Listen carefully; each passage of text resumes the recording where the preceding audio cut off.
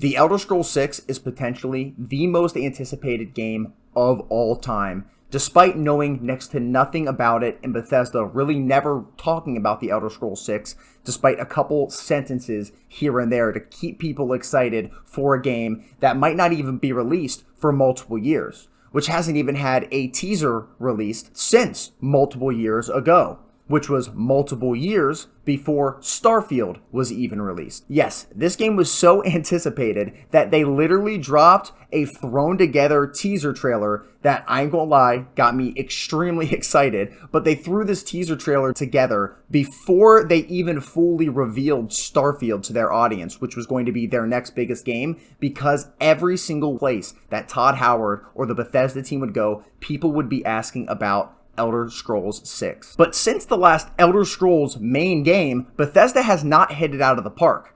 Now, the last Elder Scrolls big game was the MMO, and this was made primarily by ZeniMax. So aside from that, you have Fallout 76. That game was one of the worst releases we've seen in the last 10 years. Before Fallout 76, we had Fallout 4, which was an underwhelming experience for a lot of Bethesda enthusiasts and players coming in to play that game after loving the hell out of the previous Fallout games. And then after that, their next huge release was Starfield.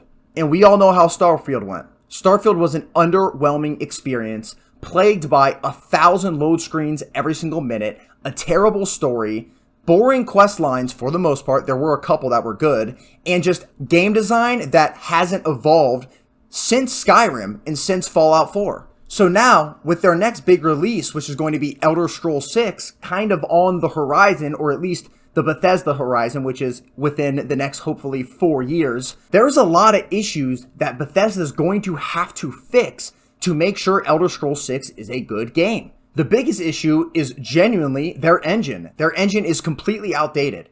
We saw how outdated their engine was within Starfield. All of the animations, the combat, the gameplay, the amount of loading screens, which they did confirm was because a restriction with their engine. The technology is not there to make a game play and run the way it's supposed to be playing and running in 2020.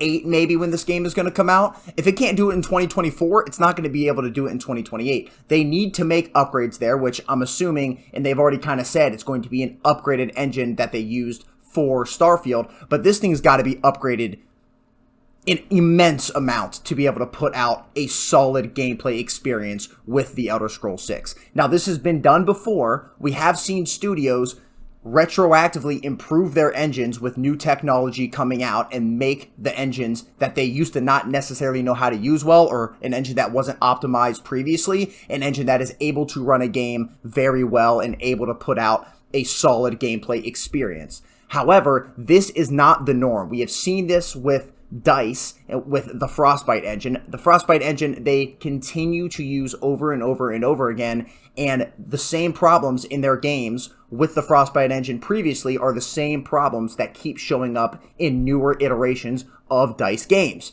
Now, is that going to be the same way with the Creation engine? Not 100% sure, but we've been seeing it all the way back with Fallout 4. We've been seeing it with the Creation Engine 2. Now with Starfield, we've seen it with Fallout 76. We've seen it with all of their games. There is obviously an issue with the engine that is holding these games back from a better gameplay experience. Now, the next issue is the DEI shit that's being thrown in games within the last couple years. We've seen this with a lot of upcoming games like Dragon Age the Veilguard, Assassin's Creed Shadows. We've seen this in games that have completely failed. Not that it's necessarily the only reason that they failed, but with games like Concord. We've also seen this with Starfield, which was a huge issue when the game first released. So this stuff's going to probably be in the Elder Scrolls 6. And that's going to rub a lot of gamers the wrong way, and it's going to rub a lot of people the wrong way that are going in to play the Elder Scrolls 6, thinking they're going to see the Elder Scrolls, and then seeing, stuff from real-life Earth kind of thrown in there in terms of Bethesda's politics thrown into the game. And the last big thing is I just genuinely do not know, and I'm not confident that Bethesda can come out and put together a really good, solid game experience for their fans or for gamers. They have not been able to prove this in over a decade. Everything within a decade, like I mentioned, has been underwhelming or been a complete disaster. I think in a lot of regards, this studio is too big to succeed. Todd Howard's running the show and doesn't even know what half the shit in the game is.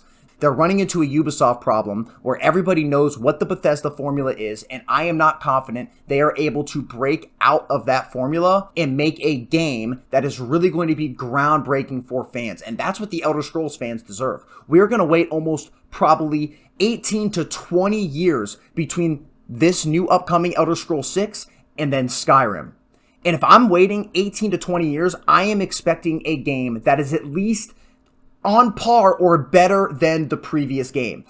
Honestly, if I'm waiting that long for a game, I'm expecting a lot of new shit and a better game experience than the game I've gotten previously. And since then, all Bethesda's done is decline and decline and decline. And this is making me very, very, very nervous for Elder Scrolls 6 in that release when it finally does come out, hopefully within the next 4 years. Now, the very last thing that I wanted to go through here is an article by Kate Harold on the Gaming Bible about the Elder Scrolls 6 and that its quote-unquote latest tease leaves fans dejected. And the latest tease isn't necessarily this announcement teaser. People think they are teasing the Elder Scrolls 6 in the new mobile game Elder Scrolls Castles because there's only 2 types of castles you can make, and one is in Hammerfell. So people think, oh my god, we're actually going to Hammerfell. This is going to be where the new game is made. And whether it is or not, I don't think this has anything to do with the upcoming Elder Scrolls main release. I think this is just what they decided on in the game, and then over time they're going to release different castles. But besides that, I want to get into this article because there is a former Bethesda employee that comes out and speaks about the expectations of this game, and being the most anticipated game, he doesn't think that it's possible for them to meet those expectations. So we'll get there in a second.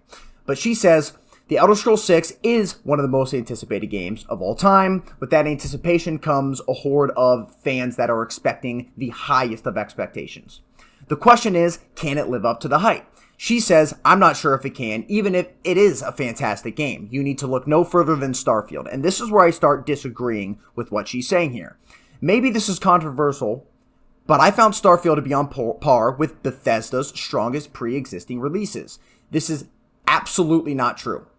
Maybe it's on par if you went back to 2011 and put Starfield right up with the Elder Scrolls Skyrim, but that game was made in 2011. Starfield was made in 2024. A game made in 2024 should not be on par with a game that was made in 2011. It should be better than it. Point blank simple, especially when that game is using the same formula and not evolving that formula in almost any way from the previous releases. She goes on to say it was perhaps overly hyped in its marketing. Yes, but also it kind of marketed the game exactly what I think a lot of people were skeptical about in terms of you're going to explore a bunch of planets, and they never said that these were handcrafted environments. So when we played the game, none of them were handcrafted environments. But she says, with the 1,000 explorable planets and emphasis on being the company's first IP in 25 years, but everything you can find in Skyrim or Fallout 4, you can pretty much find in Starfield. All set within a more ambitious, wider world. Here's the thing. The only parts of that game that were bigger were just auto-generated planets that had next to nothing within them. The only thing that does is make the game feel more bloated. It doesn't make the game feel like an actual thought out experience more than, oh, we're just going to put as much content as we can possibly do, not handcrafted at all. So you're just going to explore a completely open world, aside from the handcrafted environments that we've specifically set out for you guys to play on. So in my opinion, it actually makes it a little bit worse than those previous games because there's so much that you can do that is almost a complete waste of time. She goes on to say the issue is that sometimes such as tentpole releases can be so bogged down by notions of expectation that we don't really even see them for what they truly are.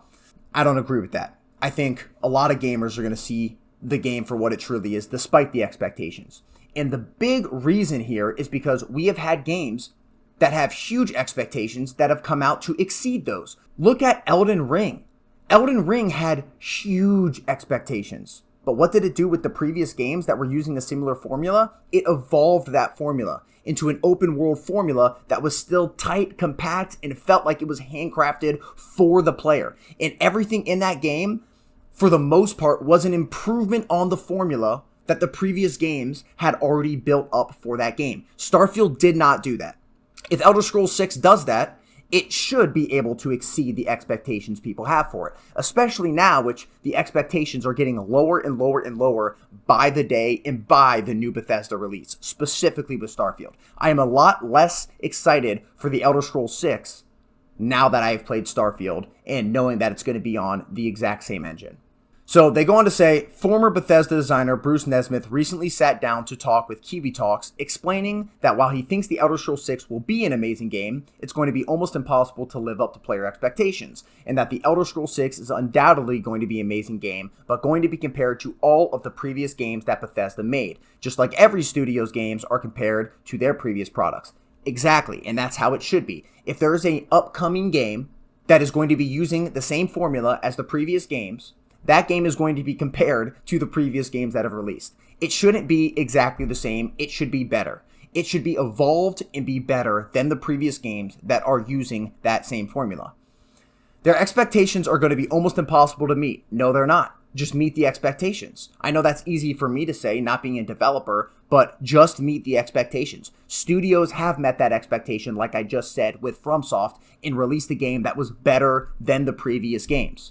We have also seen Grand Theft Auto 5. I know this came out a long time ago, but we're expecting Grand Theft Auto 6 to be better than Grand Theft Auto 5. And Grand Theft Auto 5 was better than the previous Grand Theft Autos in many ways.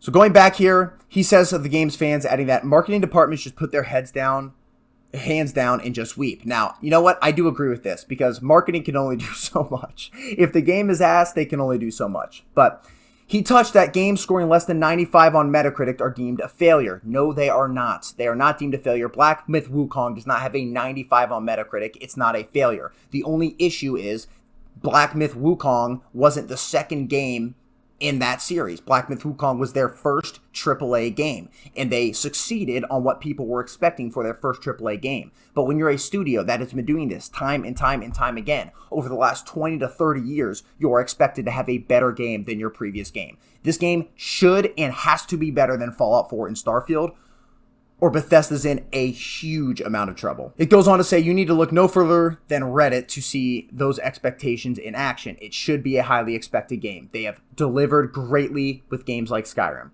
Some are tempered. As long as it is like Skyrim, but a little more, I'm happy.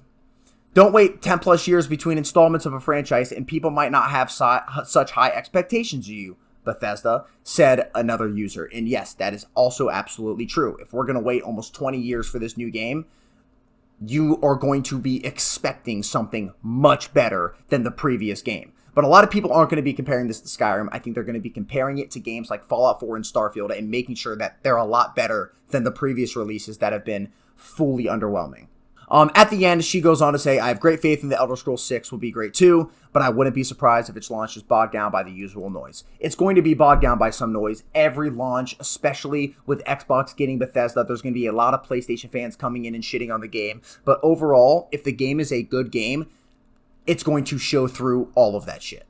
100%. There's a lot of people that hate Souls games. I'm going to go back to Elden Ring. Probably 98% of people that have played that game, I think, recognize, even if they don't personally enjoy it, that it's a good fucking game. And it can definitely be the same thing with the new Elder Scrolls 6. If they evolve the formula in a meaningful way and make sure that the gameplay experience is actually good and don't make the same dumb-ass mistakes they have made with their previous releases. So like I mentioned, I'm still very excited for the Elder Scrolls 6. Now, I'm a little bit less excited because of Starfield, but I'm still very excited for this game. Elder Scrolls, for me, is one of my favorite franchises of all time. Elder Scrolls Oblivion literally changed my life in terms of what I thought gaming could be when I was a kid playing that game. It was like my first open world experience, just going around doing whatever the hell I wanted. To this day, I still go back and play that game and have an absolute fucking blast, despite some outdated mechanics that are in that game. So I'm really hoping the Elder Scrolls 6 blows me away and blows other people away. I want this to be a Bethesda game that everybody can kind of look at and say, oh my god, they are back. This is finally a great game. But the reality of the situation is that most likely isn't going to happen. I'm kind of expecting this game at this point to be kind of like another middle of the road Bethesda game that's following a very similar formula. But we will have to see. We will have to see. I'm praying that that's not the case. But if you guys like this video, please leave a like. Please comment down below what you think. And if you think Elder Scrolls 6 is in a heap of trouble after the recent Bethesda releases, or if you're still very excited and you think it's going to be a great release, please let me know down below and subscribe if you want more videos like this. Thank you guys. Peace.